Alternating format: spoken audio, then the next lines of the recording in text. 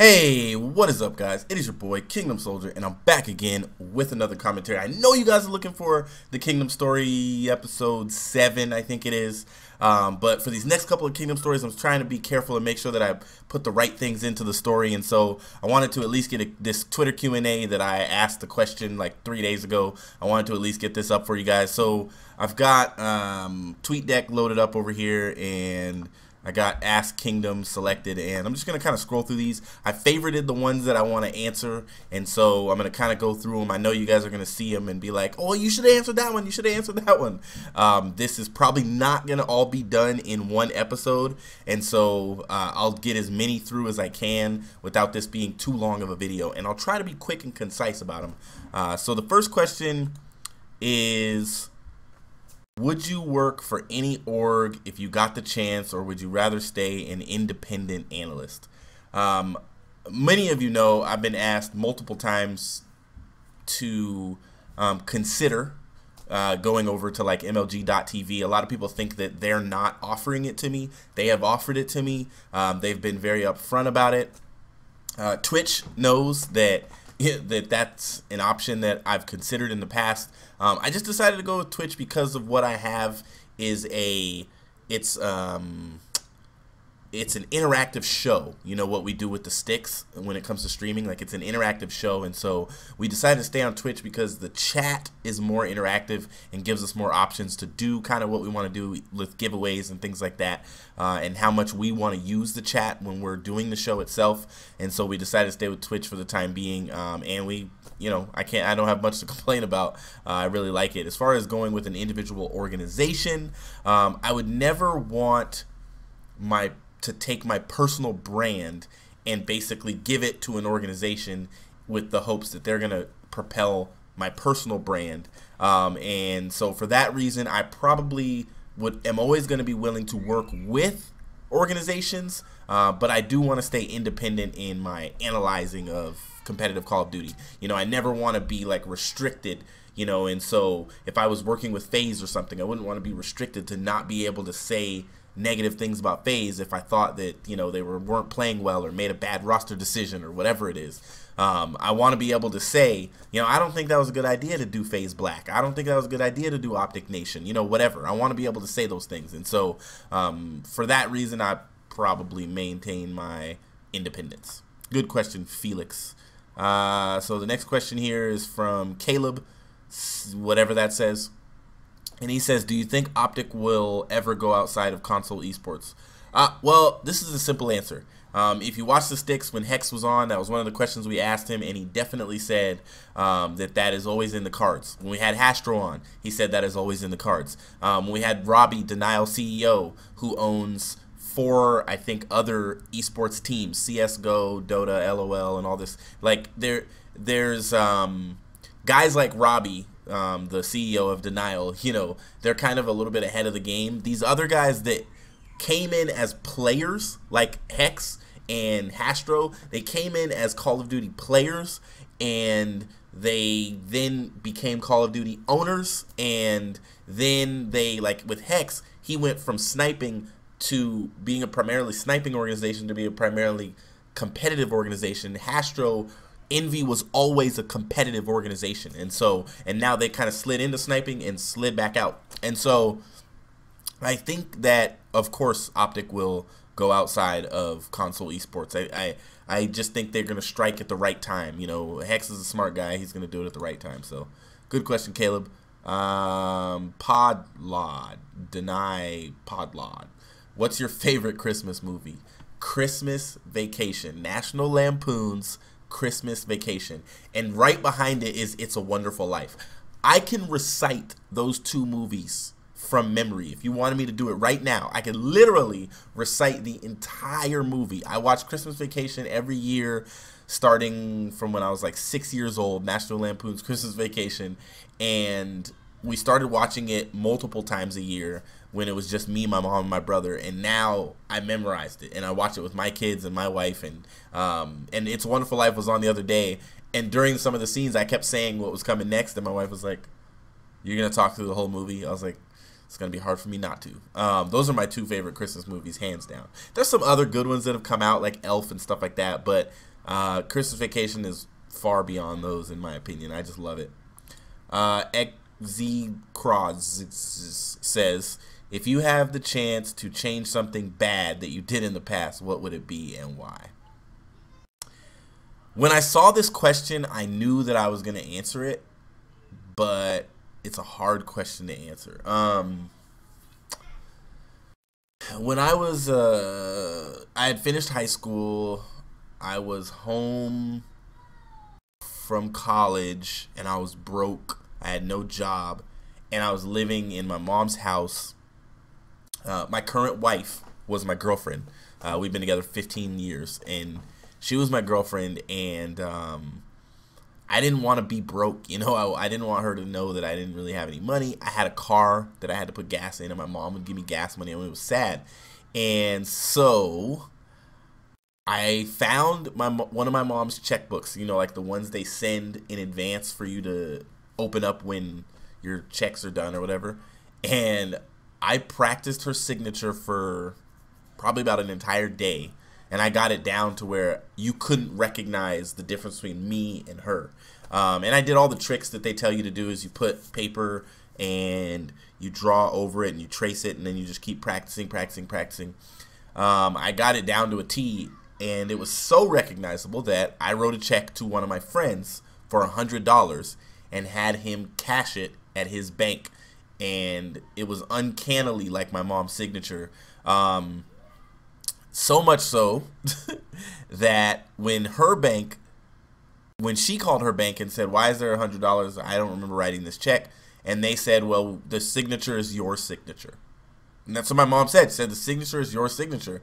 And my mom was like, I really don't remember writing a check. And she knows the guy that I wrote the check to. So I could have said the checkbook was stolen or something if I wrote it to somebody else, but she knew the guy named Joe, one of my friends. She knew him. And so she looked at it and she was like, I don't remember writing Joe a check. And she called Joe and said, hey, Joe, you know, I don't remember writing you a check for $100. And he was like, you didn't. And she was like, what? And he was like, oh, you should probably talk to Anthony.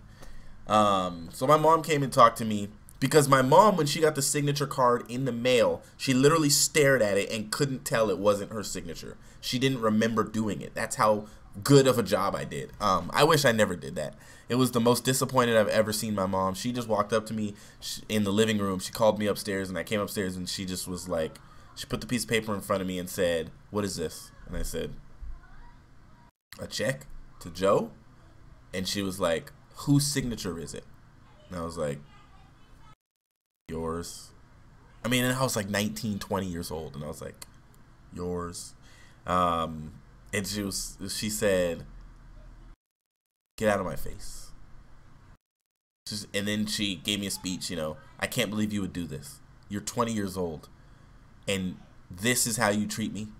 This is how much respect you show for me. This is what you want to do. You will get my $100 back. And I was just like, it was like one of the worst things I've ever done in my life. You know, forging my mom's signature to get $100 and knowing that she was going to figure it out. But I did it anyway. I wish I could get that back. Good question. All right. So name your top 5 pros that make YouTube videos. Crim6. I'm going to pick the ones that I always watch. Like, I click on their videos. I'm going to go in that order. Crim. I'd have to put Nade in the top 5. I don't watch all of his videos, but I watch a lot of them. Nadeshot, Crim6,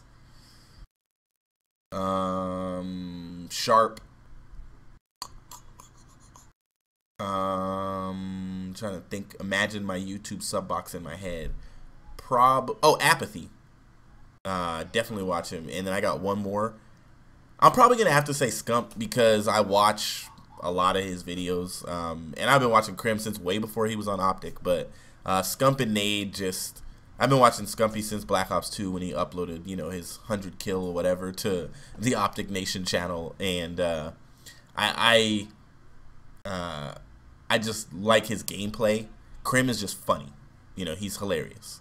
And Nade is Nade. His day in the life videos are really good, in my opinion. Sharp, even though he hasn't been doing as much competitive, I don't watch all of his trolling videos, but I still click just because I'm entertained by him. And then Apathy, I just love his videos. And recently, TP has been creeping in. I really liked his breakdown of Hardpoint on Biolab. And if he keeps doing those more videos like that, I'll just be saying, oh yeah. All right. Dang, it's already 10 minutes. Let me do a couple more. These can go forever, man. If you had to guess, this is from Sir Evan, if you had to guess where you think your life will be in 5 years, I'll be doing the same thing that I'm doing now for a day job. I mean, for those of you who don't know, I'm a pastor. I'm a youth and young adult pastor, not a scene. Like, I don't run a whole church, but I love my job. I love what I do. It brings a lot of meaning to my life, makes me feel good and valued and all that kind of stuff.